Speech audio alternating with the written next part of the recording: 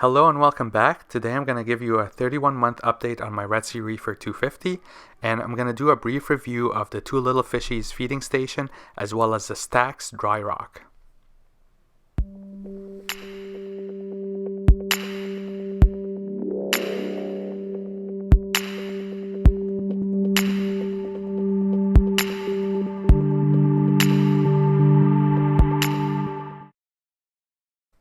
Alright, welcome back ladies and gentlemen. I hope you had an enjoyable break. There's quite a few changes in the tank, so let me bring you up to speed to what happened over the past month.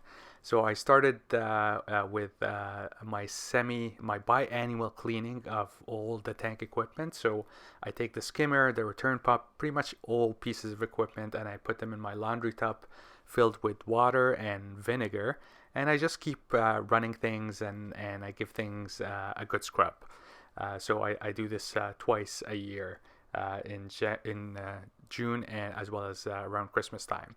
So around Boxing Day sale, I managed to pick up two new frags. The one on the left here is called Major Laser, and the one on the right is an Ice Fire Ishinada or Ikanada. I've tried this coral two times before, and both times ended with a failure. Hopefully this one will do. So I had an issue in terms of not having space, and so I actually decided to get rid of one of my bottom boulder with that had the cold water acro. It wasn't doing much for me, and I gave this new product called Stax, Stax. It's a dry rock, but it comes in slabs that you could actually just stack up, hence the name Stax.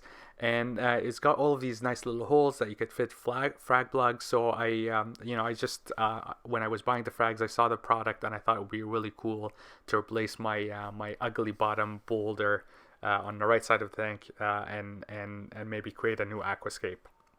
So I picked like 4 pieces, and you could see how easy it is to kind of aquascape this. If you have more pieces, you could actually like get more creative.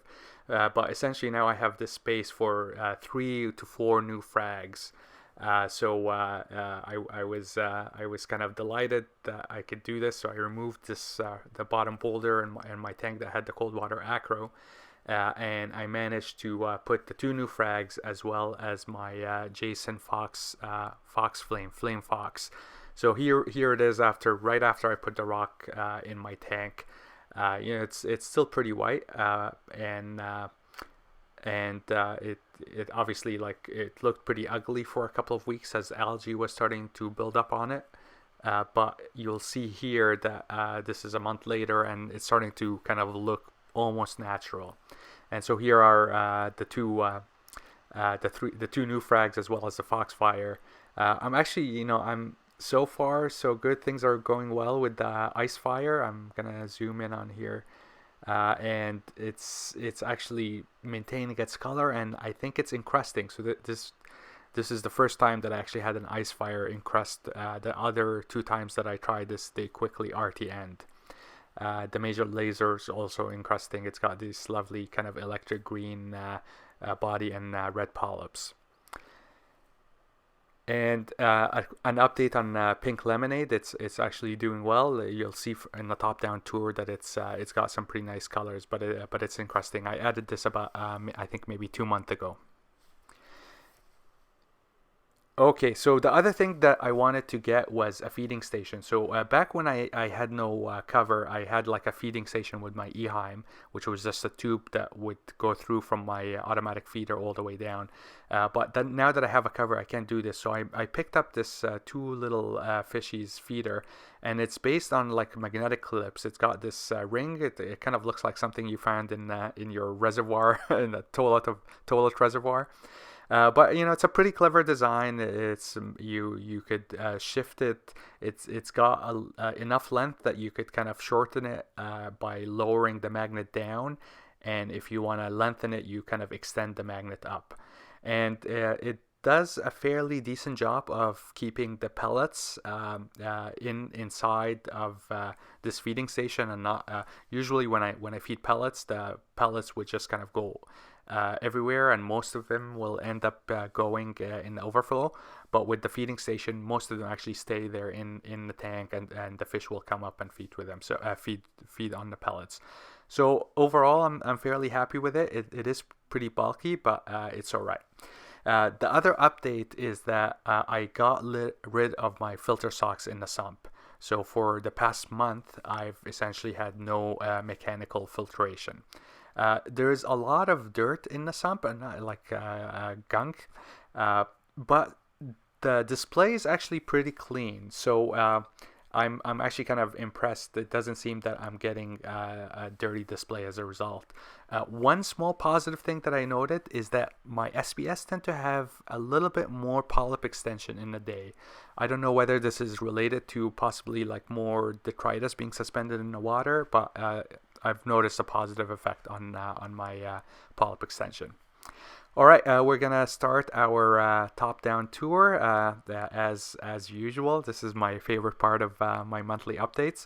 The corals are all growing; they're doing really great. We'll start from the bottom left corner here, and we have the blue tenuous. It's a little bit hard to capture the colors on of this coral here, but it really has some lovely turquoise colors that you can't really make out in the video here. The Aura Birds of Paradise, you'll notice that I've actually thinned it out quite a bit. So what happens with these corals is they grow so fast, and when they do, they actually shade the middle of the colony, and the mid-bottom starts to die. So I kind of opened up the canopy and fragged it a little bit to let some more light.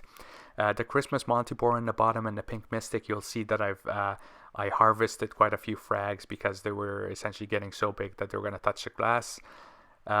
The Aura Red Planet on the left is doing good. I'm actually getting some spikes coming up, which is great. The pink lemonade is, you see, it faded when I initially put it in, but the colors are coming back. You see a little bit of the yellow, the green, and some of the pink polyps are coming up. We're gonna look. I think first we're gonna a little peek at the pink Cadillac,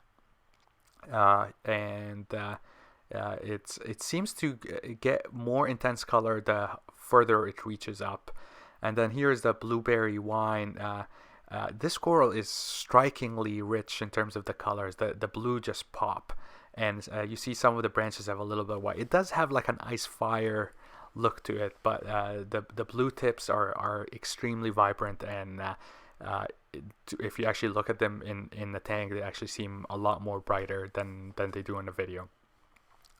This is a close-up of the Reef Raft Pink Cadillac. You see a little bit of the blue polyps, and the color is definitely getting more intense as the coral is growing up towards the light. Then we have a look here at the bonsai. It's an Acropora valida. I think the proper name is a tricolor valida because you get a little bit of the white, the blue tips, as well as the green polyps. This thing is growing like gangbusters. I've actually had to frag quite a few bits because they were gonna encroach on the pink Cadillac. The Cali Tort is nice and vibrant. It's growing really well.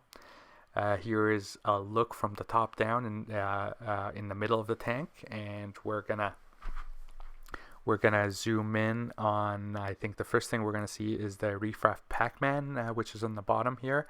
Again, I've had to cut quite a few frags of this because the colony is kind of getting too big and starting to touch the glass. The black bit on the left is actually a piece of nori that is stuck there. And up here we have the Shockaholic. I think this coral is getting too much light. You see on the bottom right here, it's actually a little bit more vibrant. The Orange Passion is doing great. It's getting bigger and growing, expanding, branching out a lot more.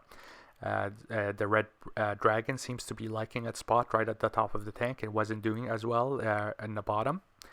And here is a look at the new aquascape with the new frags that I have. So the Major Laser on the left, it's got some really nice colors and red polyps and the ice fire. I hope it stays like that and grows. It's this is one of my grail corals, so I really hope it makes it this time. And this is the flame fox. Somebody commented last video that I should put the flame fox right on the sand bed, or the fox flame, and is essentially kind of on the sand bed. It's looking pretty pale, but I've heard that sometimes this coral just kind of goes through a dumb phase for 3 to 4 months. So it's encrusting really well, which is great. I'm gonna leave it in that spot and hope that the color is gonna come back in a few months. If it doesn't, I'll see if I can move it. And this is my jack-o'-lantern. It's a lovely coral. I'm not a big fan of the LPS, but I really like this one. This is the blue voodoo. I keep trying to kill the pink mystic around it. The aura blue voodoo seems to be a really slow coral. Either that or the placing is not ideal. And then here is my electric Miyagi-Tort. I stumbled upon a discovery. So this coral looked amazing. It looked really amazing a few maybe about a year ago, and then the colors just started fading, and I've been trying to figure out why.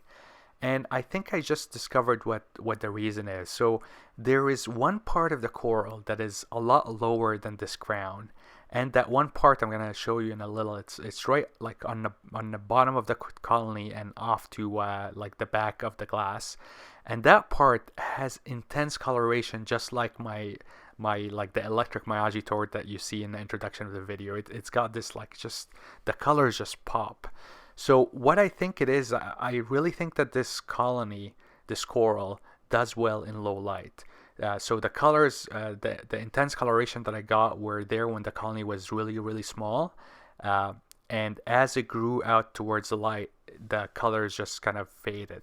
And you see the contrast here. The bit that's in the shade is looking so much better. So I have a dilemma here. So you actually, from this angle, you kind of make the contrast. See that bit on the bottom? It's just got amazing coloration. So my dilemma here is, do I essentially take apart, dismantle this rock, and move the entire colony somewhere to the bottom? I gotta think about this. I'm really tempted, because like the colors of this colony when it's getting lower part are just phenomenal. So let me know if I should move the colony down. So that's almost it. One small sad news is I lost my Carpenter flasher wrasse right after essentially New Year's. We had some people over, and there was a kid that was banging his hand on the tank, and he essentially the next morning I couldn't see the wrasse. So I don't know, I couldn't find the body, didn't jump. It's not in the overflow. It's just kind of disappeared. So. Rest in peace, Flash Gordon. I'm hoping to find a few other fishes to replace him. But that's it, guys. Thank you so much for watching, and hope to see you soon. Bye.